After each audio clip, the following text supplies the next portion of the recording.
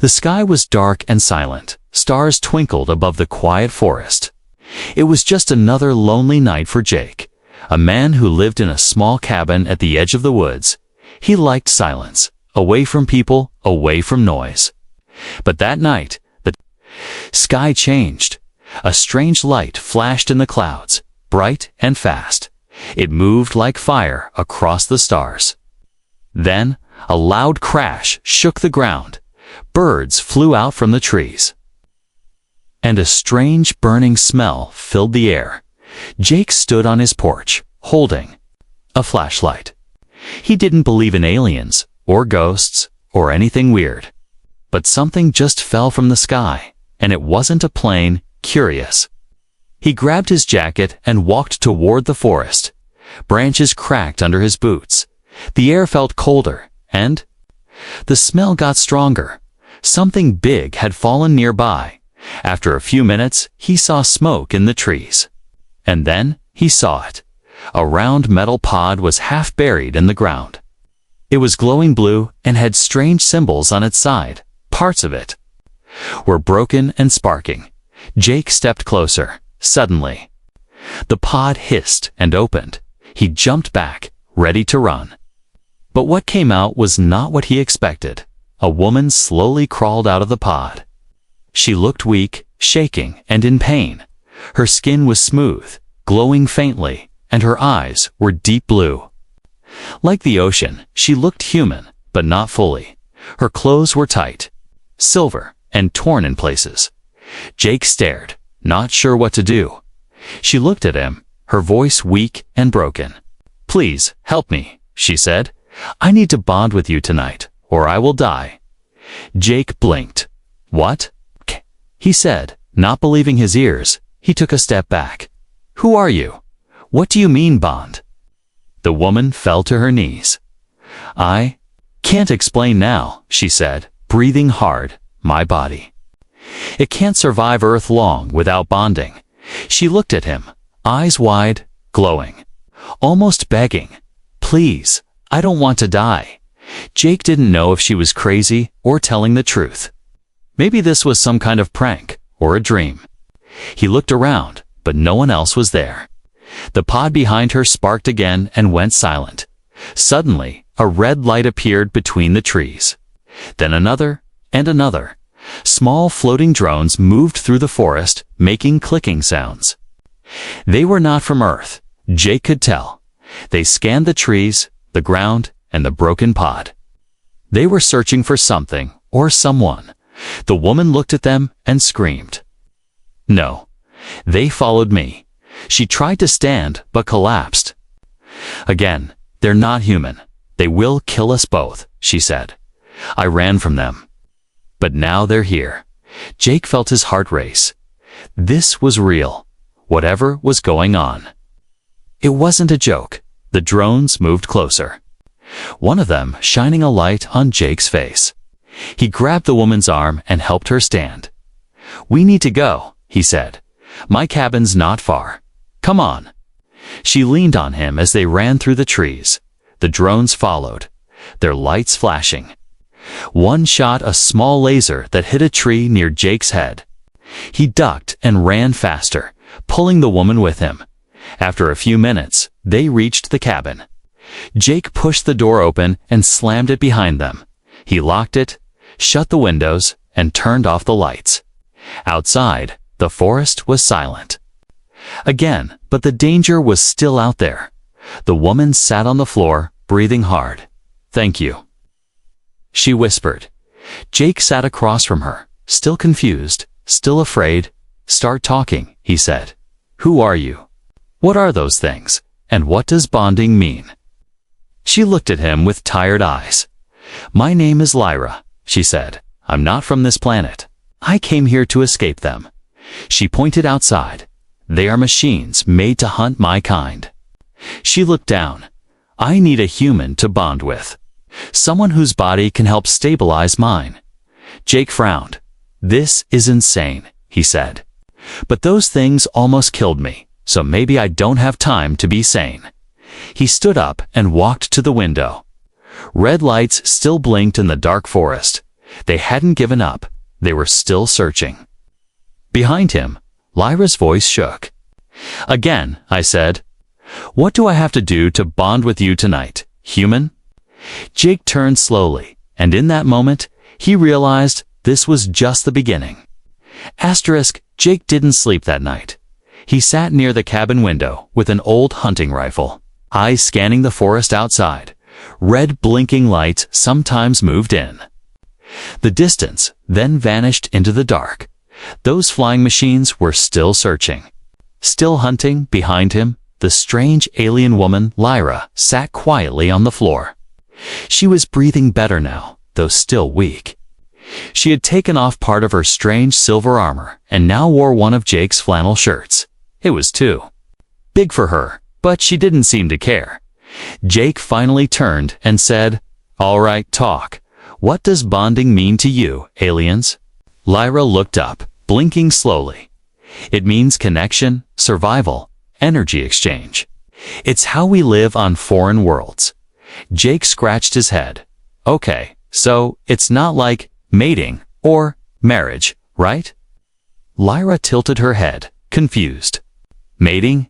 Marriage? Is that part of human bonding protocol?" Jake nearly choked. No. I mean, sometimes, but... Look, I just need to know if I'm in danger of becoming some kind of alien baby daddy. Lyra stared at him completely blank. Then she spoke, slow and serious. "I do not want your offspring, human." Jake let out a long sigh of relief. "Thank God," he said. "For a second, I thought I was going to be space pregnant." Lyra didn't laugh. She didn't understand the joke. Her face remained calm, as if time was running out. "My body is made to sync with life energy," she explained. "On your planet, that energy is in humans. I must form a connection with one to adapt." Jake leaned back in his chair, thinking, "So what? You're like a Wi-Fi parasite." Lyra looked at him again, confused. "I don't know this word. Parasite." Jake stood up and paced the room. "Well, whatever it is, why me?" he asked. "I'm just a guy with a cabin and no Wi-Fi. You landed near my trees, but that's it." Lyra frowned. "I didn't choose the crash site. My pod was damaged. The system detected your biosignal nearby." He stopped walking. "My what?" "Your biological frequency," she said. "Your emotional range, your chemical patterns. They match my bond requirements." Jake didn't know what that meant. It sounded like alien talk, for "you were available" before he could say anything else. Lyra stood up, slowly. She walked over to a silver pouch that had fallen from her pod, opening it. She pulled out a small glowing device shaped like a crystal. It pulsed with light, soft and warm. "What is that?" Jake asked, stepping closer. "It's a stabilizer," she said. "If I can connect this to your energy, I can sync for a few days. It will give me time to heal and hide." Jake looked at the glowing object, then at Lyra, then at the window, where red lights still blinked far in the trees. "What happens if I say no?" he asked. Lyra didn't answer right away, but her eyes lowered and her voice softened. "Then I will die by morning." Silence filled the cabin. Even the forest outside seemed to go quiet. Jake wasn't a hero. He didn't trust people. Let alone glowing alien women who fell out of the sky. But letting her die didn't feel right either. "All right," he finally said. "Do it. Whatever it is, bond away. Just don't explode my heart or anything." Lyra stepped closer and touched the crystal to Jake's chest. It glowed brighter, warmer. Jake felt a strange vibration through his body. Not painful, just odd, like soft static. His vision blurred for a second, then cleared again. Lyra gasped. "It worked," she said. "You really are compatible." Jake blinked. "Great. Now what? Am I gonna start glowing too?" Before Lyra could answer, a sharp sound cut through the cabin, a high-pitched whine. Followed by a flash of red light. A drone had found them, and it was charging up a weapon. Jake dove forward and pushed Lyra down. A red beam blasted through the wooden wall and hit the table, sending sparks everywhere. "They found us," Lyra said, standing up. "We need to move again." Jake grabbed a small bag, a flashlight, and an old radio. "We'll head to the hills," he said. "There's a cave system past the lake. No one goes there," as they ran out into the night. More red lights appeared in the sky. The hunt had begun again, and this time, Jake wasn't just a man. He was a bonded protector of an alien being, and he had no idea what that would mean tomorrow. Cold wind rushed through the trees as Jake and Lyra ran into the darkness. Behind them, the red lights of the alien drones grew brighter. Closer, faster, the forest no longer felt peaceful. It felt like a trap. Jake's boots hit the wet ground. Hard branches scratched his arms, but he didn't stop.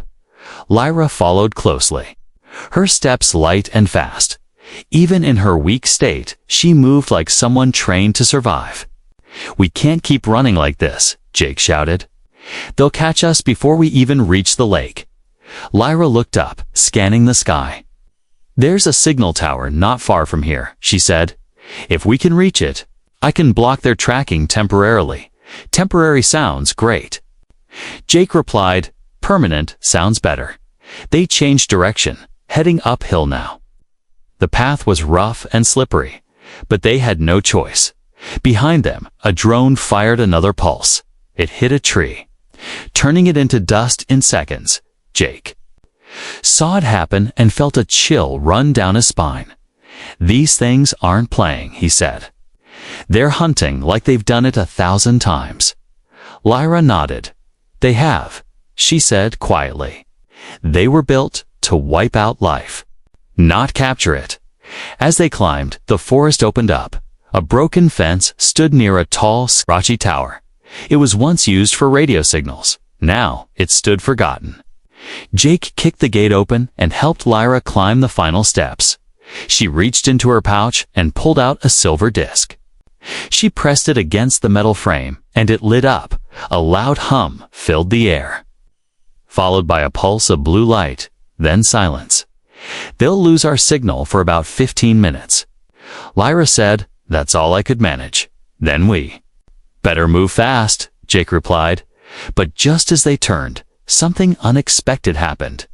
A sharp sound echoed from the woods, not from above, but from the ground. Footsteps, heavy and fast, coming through the trees.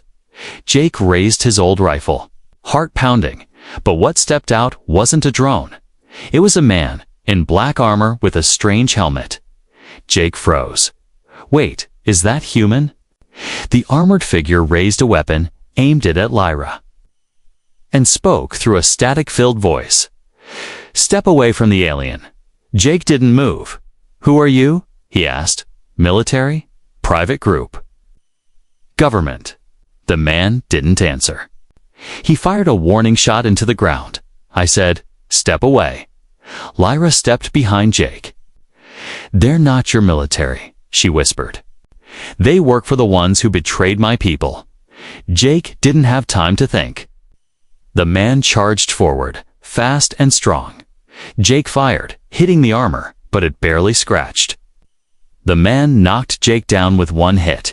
He grabbed Lyra by the arm, pulling her away. She screamed, struggling, but the man's grip was too strong. Then something strange happened. Jake's chest burned. The crystal Lyra had used to bond with him began to glow. His hands lit up with a soft blue light. He didn't know what it meant, but he didn't stop to question it. He stood, ran forward, and grabbed the man's arm. The light from Jake's hands spread through the armor.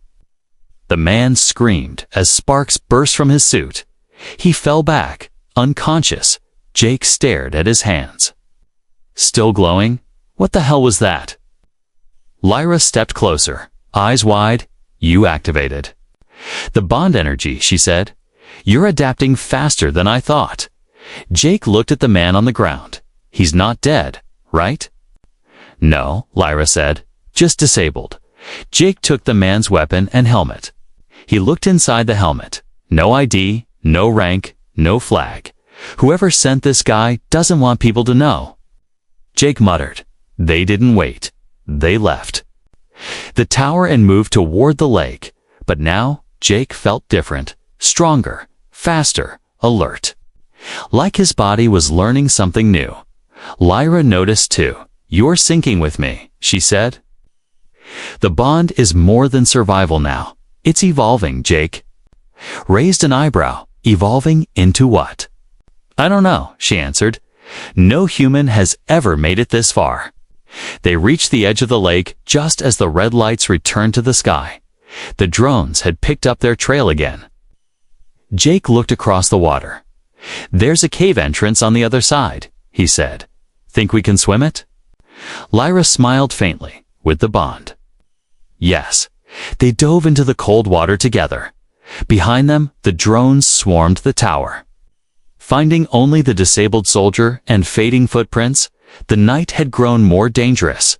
But Jake and Lyra were no longer just prey. They were bonded, and something inside Jake had begun to awaken.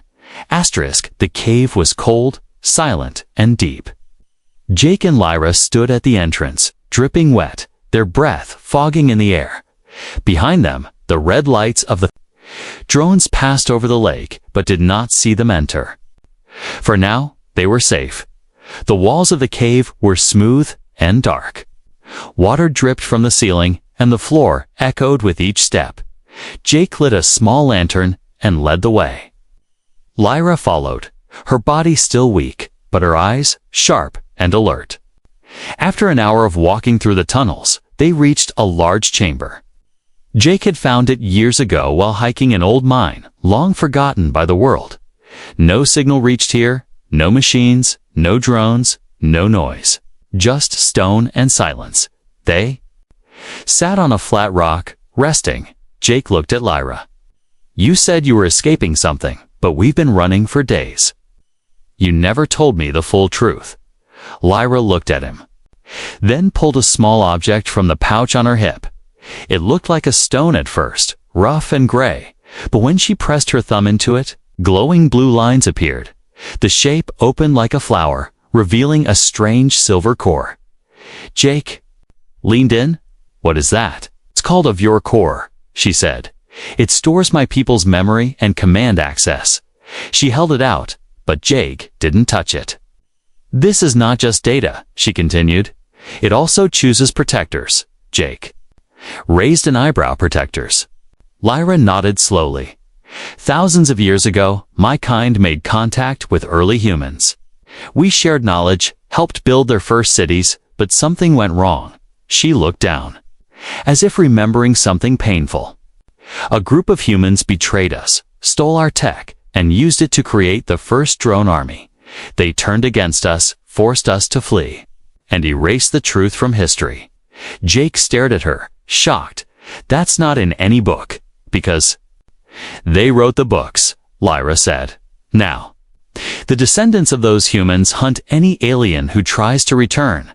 They call it defense, but it's just control. Jake looked at the glowing core. So, why does this matter now? Lyra held the VR core closer to him. Because the core recognizes you, she whispered.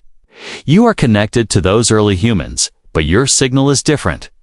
Jake blinked. Different? How? She placed the core on the ground between them. It floated, spinning slowly, then shot a beam of light into Jake's chest. Jake gasped. He didn't feel pain, only pressure. And then clarity. Images flashed in his mind, stars, cities, ancient towers. Human faces mixed with alien forms. A strange voice echoed inside his head. Protector code accepted. Then it stopped. The core floated back into Lyra's hand and dimmed. Jake fell to one knee, breathing hard. What? What was that? Lyra's face was filled with awe. You're not just compatible, she said. You've been chosen. Jake stood slowly. Well, that's new, he said, trying to catch his breath. I was just a guy with a cabin 2 days ago. You're more than that now, Lyra said. The bond wasn't random. The core was guiding us to you. Before Jake could ask more questions, they heard something. Not a machine, not a drone, but a voice. Deep in the cave, found you, it said. Jake grabbed the lantern. Out of the shadows stepped another man in armor, but different from the last. This one had no helmet, and his face was calm, almost friendly. I'm not here to kill, the man said. I'm here to make an offer. Jake raised the stolen alien weapon. Talk fast, he said. The man smiled. You've touched the core, he said, which means you've seen the truth.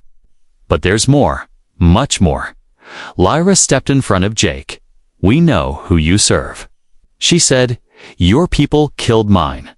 The man didn't argue. Instead, he opened his palm and showed a second VR core, dark red and pulsing. You've only heard one side, he said. We didn't steal your tech, we were given it. Jake's mind spun. Was it possible? Had everything Lyra told him been twisted? Or was this man lying to split them apart? We don't want war, the man said. We want balance. Jake looked at Lyra. Her face was hard, her jaw tight, her hands glowing faintly. Jake stood between them. Then explain everything, he said. Because I'm tired of running. And I want the truth. The man smiled again. Then follow me deeper, he said. There's something you both need to see. Jake looked at Lyra. She gave a slow nod, and together, they stepped deeper into the cave, into the dark, into the unknown. The cave grew darker as they followed the strange man. His red core device pulsed softly in his hand. Like a heartbeat, Jake kept his weapon ready. And Lyra walked close behind, her energy still unstable. Every step echoed like a warning. What? Is this place? Jake asked. The man didn't turn around. It's not a cave, he said. It's an ancient vault, built by your ancestors and mine. Long before war began, Jake raised an eyebrow. I thought humans, and your kind only. Met recently, you were told that, the man said, but it isn't true. They reached a stone wall, shaped like a door. The man touched his red VR core to a hidden mark on the wall. With a soft rumble, the rock slid open, revealing a chamber unlike anything Jake had seen. The room was filled with light. Soft, gold, deep blue, and strange symbols glowing across every surface. Alien machines lined the walls, fused with stone, metal, and vines that looked alive. In the center stood a giant device, shaped like a circle, spinning slowly. Humming with power, this is the archive. The man said, it holds the real history. Jake stepped forward, looking around in awe. It felt like the room was watching him. Lyra said nothing. Her eyes locked on the spinning device. I thought this was lost, she whispered. My people searched for it for centuries. The man nodded, because the truth was hidden. He tapped his core to the circle, and the room changed. Images appeared in the air, floating lights forming scenes from the past. Jake saw a planet, not Earth, full of towers, forests, and ships flying across the sky.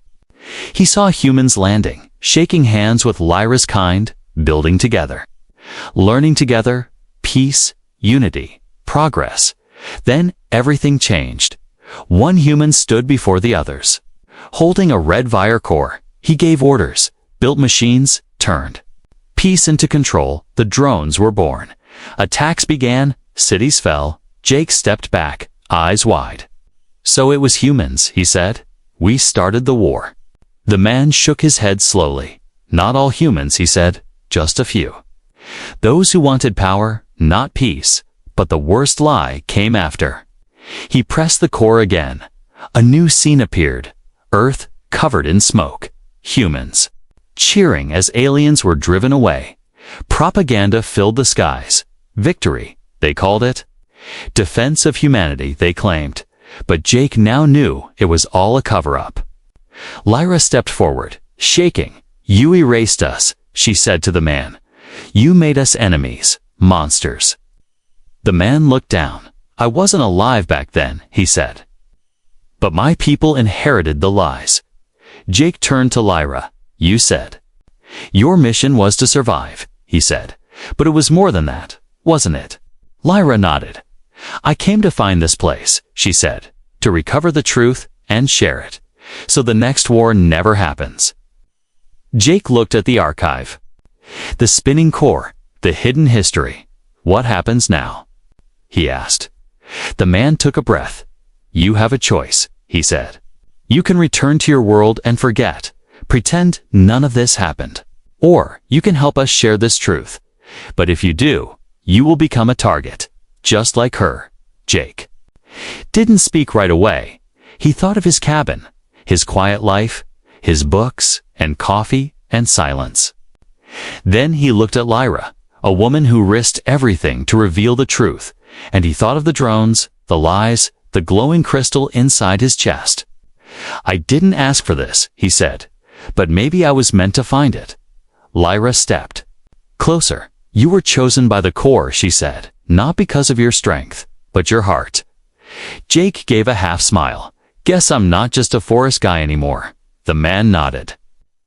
Then there's one last thing you must see. He walked to the far side of the chamber and pulled back a panel. Inside, it was a second archive, smaller, broken, but still glowing. This one tells the future. He said, based on possible paths, he touched it, and a single image appeared: Earth, burning, skies full of drones, cities in ruins. A war not yet fought, but dangerously close. Jake's hands clenched. That's what happens if we fail. The man nodded. Yes. Lyra placed her hand on Jake's shoulder. Then we can't fail, she said. Jake looked at the image again, and for the first time, he wasn't running.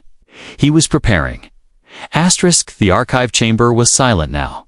The glowing images had faded, leaving only the soft hum of ancient machines. Jake stood between two futures, one filled with fire, the other filled with danger. Neither path was easy, but only one was right. Lyra watched him closely. Her eyes, usually calm, now held something deeper: fear. Not for herself, but for the planet she had once been taught to fear. And the man who now stood beside her, the stranger with the red wire core, walked slowly toward Jake. You've seen the truth, he said. But truth without action is just a memory. Jake nodded slowly.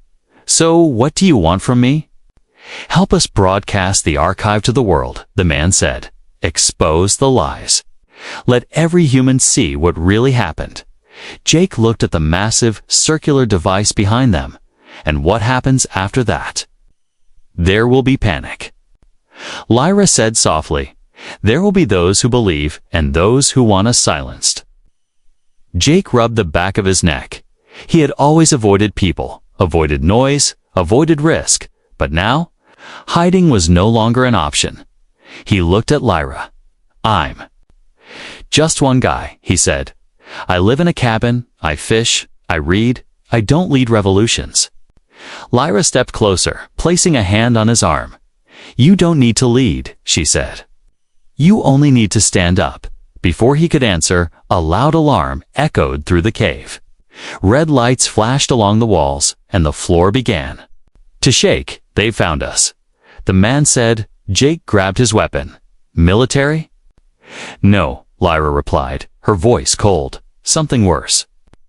The archive chamber lit up with emergency signals from the far side of the vault. Shadows moved, not drones, but humanoid figures in black armor, sleek, silent, and deadly. The man with the red core cursed under his breath. Black protocol enforcers, he said. They don't speak. They don't think, they just erase. Jake raised his weapon. Lyra reached for her energy crystal, now glowing with a faint pulse. Jake, she said, this is your choice. You can run and disappear, or stand and protect the truth. Jake's heart raced. This was no longer about just him or Lyra. It was about everyone who deserved to know what had been hidden for centuries.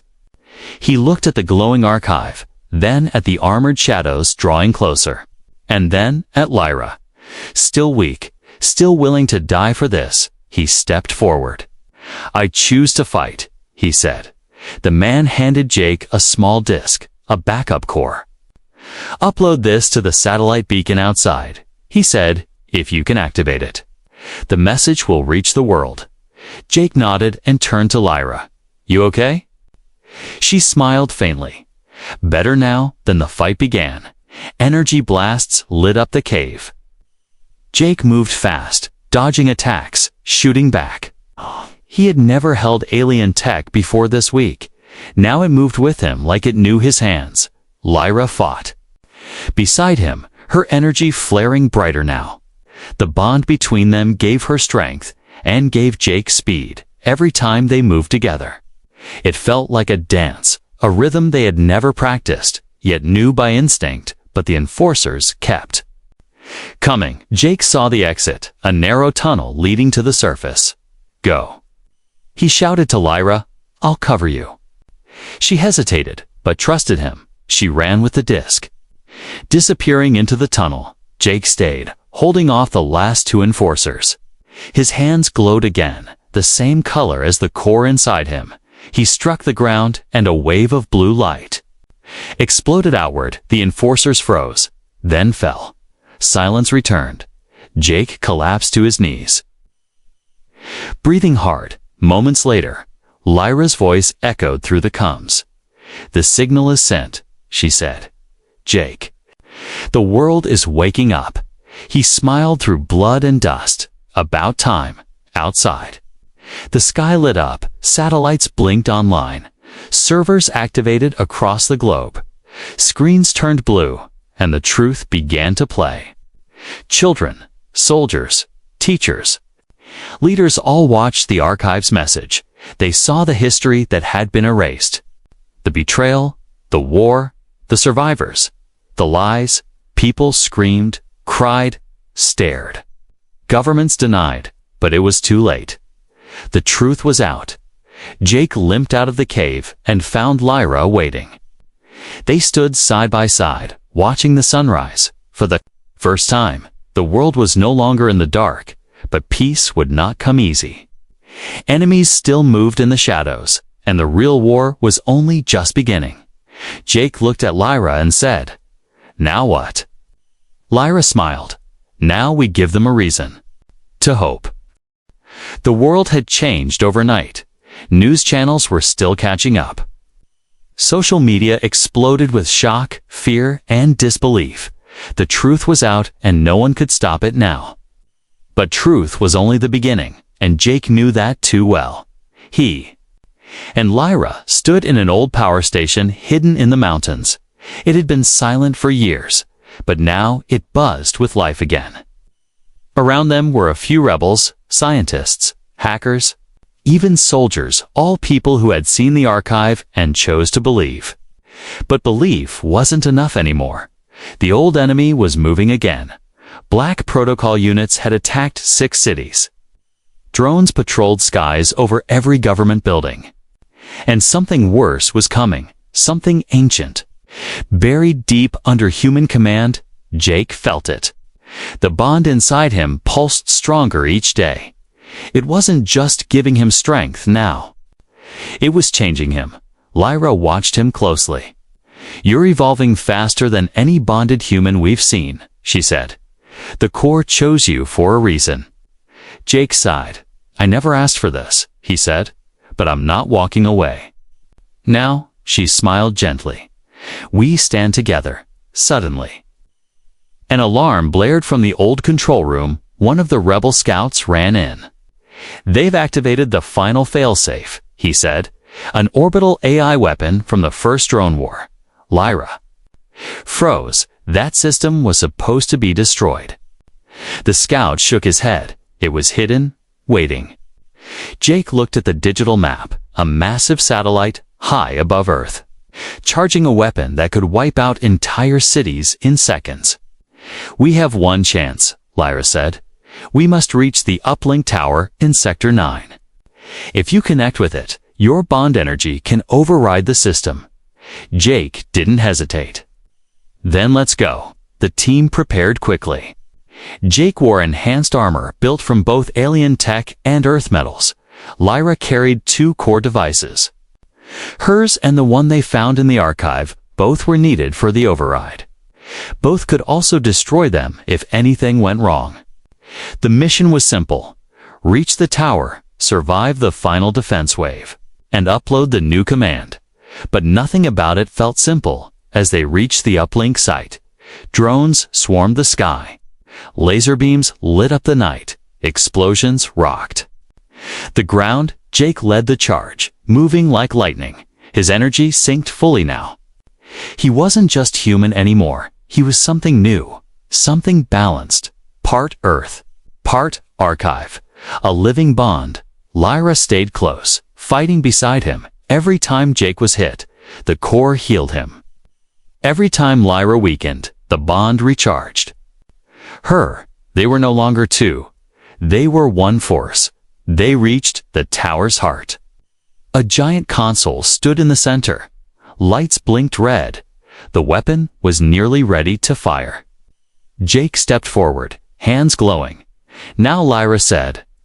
He pressed both palms on the console. Pain shot through his body. Not physical pain, but memory. He saw every bonded soul before him. He felt their hope, their loss, their fight. He screamed, but didn't let go. The console pulsed blue, then gold, then silent. Above Earth, the satellite shut down. Its weapon went dark. The world was safe, but Jake collapsed, his energy drained. His skin flickered with light. As if becoming something else, Lyra dropped to her knees beside him. "Jake, hold on," she whispered. "Please." His eyes opened slowly. "I saw everything." He said, "I saw what we can become." Lyra touched his face. "What did you see?" Jake smiled weakly. "A future where humans and your kind don't just live together," he said. "They become something new, something stronger." She closed her eyes, tears glowing down her cheeks. "The true bond," she whispered. His body pulsed once more, then settled. He wasn't dead. He was changed. Jake stood, taller, brighter, his eyes glowing with the light of two worlds. The console confirmed it. New command accepted. Balance protocol online. Outside, drones shut down across every continent. The enforcers froze and dropped. The war ended, not in fire, but in unity. People everywhere watched the broadcast. They didn't see destruction. They saw a human and an alien standing side by side, saving the world together. A message played across every screen. We are not enemies. We are not invaders. We are the future together. Jake and Lyra stood above the tower. Looking down at the rising sun, the world had changed again. But this time it had a chance to grow, not because of war, but because two beings decided to trust each other, and because one human answered the scream of a helpless alien woman and chose to bond.